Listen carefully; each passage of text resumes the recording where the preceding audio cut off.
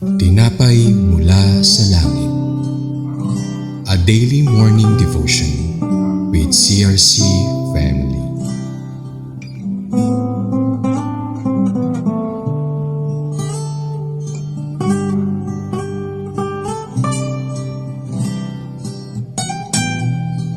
Isang mapagpalang umaga mga kapatid. Ako muli si Pastor Ana Teresa Cas from CRC Daughter Church. Samahan ninyo po kami sa ating programang Tinapay Mula sa Langit, ang pang-araw-araw nating devotion sa salita ng Diyos. Ngayong umaga ay matutunghayan natin ng magandang balita na atin pong babasahin sa Judges 1 verse 3 to 7. Atin pong basahin, verse 3. Sinabi ng Judah sa kanyang kapatid ni Simon, "Sumama ka sa akin sa lupaing nakatalaga sa akin, upang aking labanan ang mga Kananeo. At sasama rin ako sa iyo sa lupaing nakatalaga sa inyo." Kaya't sumama sa kanya si Simeon. Verse 4, umakyat ang Judah at ibinigay ng Panginoon sa kanyang kamay ang mga Kananeo at ang mga Pariseo at kanilang nilupig ang 10,000 lalaki sa Besek. Verse 5, at nasumpungan nila si Adoni sa Besek at nilabanan nila sila at nilupig ang mga Kananeo at mga Pariseo. Verse 6, ngunit lumakas si Besek, hinabol nila siya, dinakip at pinutulan ang kanyang mga hinalaki sa kamay at paa. Verse 7, sinabi ni Adoni Besek,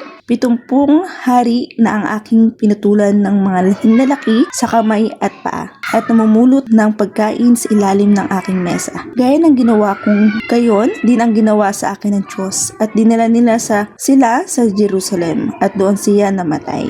Ngunit bago tayo magpatuloy, tayo dumako sa maikling panalangin. Aming Ama sa langit, Panginoon, dinadakil at sinasamba ka namin sa araw na to. Kami dumadalangin na kami po ay inyong patawarin sa iyong mga nagawang kasalanan, kaisip, salita at sa gawa. Pagkalinisin ginawa kami upang magkaroon kami ng pusong dalisay bago humarap po sa inyo ngayon. Maraming salamat, Panginoon, sa bawat blessing, guidance, protection at mercy na pinagkaloob niyo po sa amin. Lord, we pray sa araw na ito na maging successful ang aming mission. Paano po ang inyong nakaplano? Paano niyo kami i-guide, Panginoon, sa araw-araw na aming pong gawain upang mapalago ang aming pananampalataya sa inyo. Ang lahat ng ito ay dinalangin namin sa inyong matamis na pangalan at dakila, Panginoon. At sa pangalan ni Jesus, Amen at Amen. Bago po natin umpisahan, ang ating pong title ay Judah defeats Besek and their kings. Ito po ay matatagpuan sa Judges 1 verse 3 to 7.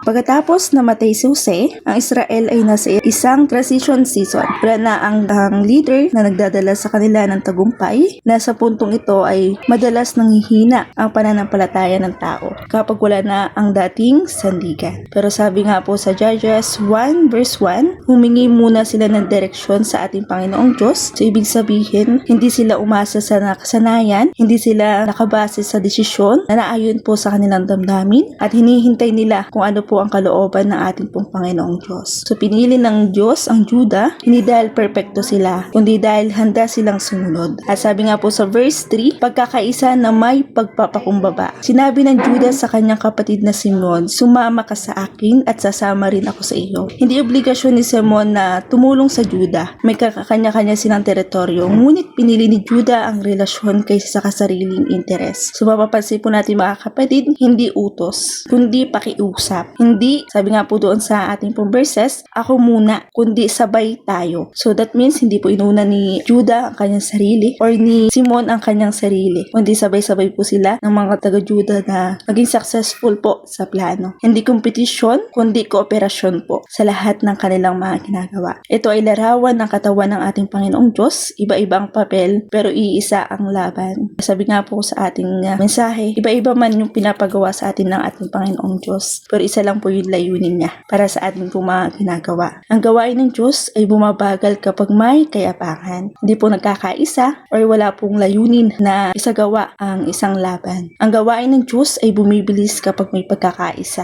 Ano po, nagkakaisa tayo sa goal, nagkakaisa po tayo kung ano po yung dapat natin gawin para sa ikakarangal ng ating gawain para sa ating Panginoong Diyos. Bilang sa ating pong mga personal na hamon, sino ang tinatawag ng Diyos sa lakaran mo ngayon? So sino ang nangunguna sa atin? Sino ang gumagabay po sa atin? At sa verse 4, tagumpay na ipinagkaloob, hindi inangkin, ibinigay ng Panginoon sa kanilang kamay ang mga Kananeo. Hindi sinabing nanalo sila, kundi ibinigay ng Panginoon. Malaki ang kaibahan. Ang tagumpay, hindi produkto ng diskarte lang. Hindi resulta na dami o lakas, kundi regalo ng Panginoong Diyos. Sabi nga po na huwag tayong umasa para sa ating pong sariling kakayahan para sa sarili po natin na katalinuhan, kundi tayo po ay magbase sa binibigay ng ating Panginoong Diyos. Ang 10,000 ay simbolo ng imposibleng laban, pero sa Diyos, walang statistical na limit. Wala po limit ang lahat ng ating pong mararanasan. Pero kapag meron po tayong prinsipyo na ispang spiritual, mga kapatid, kapag ang Diyos ang nagbigay, walang makakagalaw,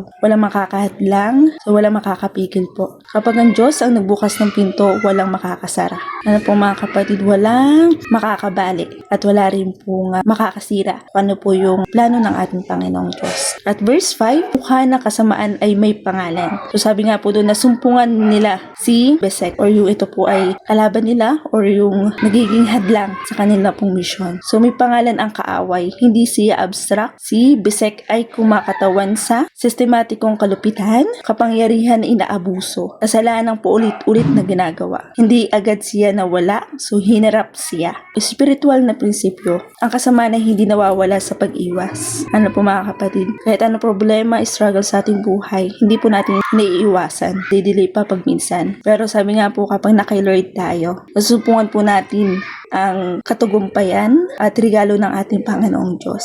At verse 6, hustisyang hindi agad, pero tiyak. So, may mga struggle tayo, may problema po tayo sa buhay na hindi natin tiyak kung ano po ang mangyayari. Pero sabi nga po kapag kasama natin ang Diyos, lahat ay tiyak. Lahat ay nasa tamang panahon, nasa tamang oras. So sabi po doon, tumakas siya, ngunit hinabol at tinakip. Ang kasamaan ay laging tumatakas muna. Akala natin nakalusot na, pero ang Diyos ay hindi nagmamadali, hindi nagkakamali ng timing, at hindi nakakalimot. Nakikita po niya kung ano po yung nangyayari at kung ano po yung mangyayari pa sa susunod. Ang ay hindi lang parusa. Ito ay pag-alis ng kakayahang manakit muli. Ang Diyos ay hindi lang naghiganti, pinipigilan niya ang patuloy na kasamaan. Ano kapag pinapalo tayo, nakakaranas tayo ng pagkabigo, tayo po ay hinahanda ng ating Panginoong Diyos at tayo po ay tinutuwid ng landas. Sabi naman po sa verse 7, ang pag-amin ng katotohanan. So gaya ng ginawa ko, gayon din ang ginawa sa akin ng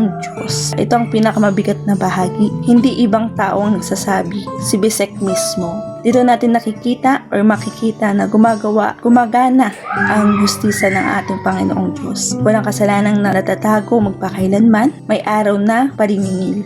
Sabi nga po, kanya mga salita na wala po nga sinungalingan or kasamaan na hindi po nabubunyag. Ang itinanim mo sa lihim, aanihin mo siya ng hayag. Bilang sa conclusion natin, ang kwento ni Judah at Besek ay hindi lang tungkol sa digmaan. Ito ang kwento ng pagkakaisa. Meron pong same interest kahit po sila ay magkakaiba. Pagtitiwala sa ating Panginoong Diyos at katarungan, pananagutan sa lahat ng ating pong ginagawa. Hindi lahat ng laban ay panlabas. Minsan kaway nasa loob. Ito pag minsan ugali, galit at pride. At sabi nga po sa Roma 8 verse 31, kung ang Diyos ay panig sa atin, sino ang laban sa atin? Hindi ibig sabihin na walang laban. Hindi walang laban na mananalo laban sa ating Panginoong Diyos.